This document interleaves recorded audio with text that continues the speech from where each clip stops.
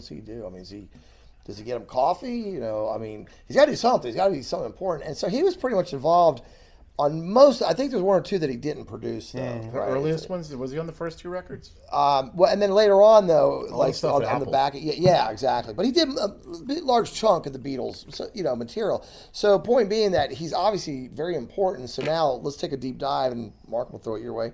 What did George Martin do? I mean, what He's did he do to ostensibly really? the fifth Beatle. Yeah. But in general, let's define some basic parameters of a producer does, because it's an abstract. A producer can finance a project, and they're typically called an executive producer, but it can also be the producer.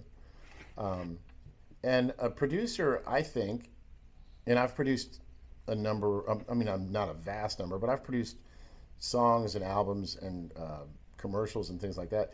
But a producer is the person that's outside the forest of the band. The band is in the forest and the trees, typically. And very rarely is a band able to be self-critical enough to produce the right product, and right is subjective, but because it's their art.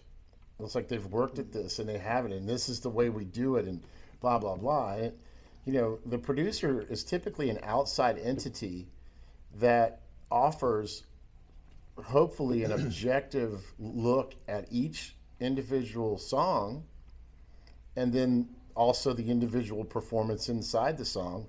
And that may offer a difference in arrangement, a difference in something as simple as a drum fill, Right. a sound. So the producer is kind of the overseer traditionally to get the body of work done in a manner that is a cohesive, Right. presented statement of music and work at the time. Yeah.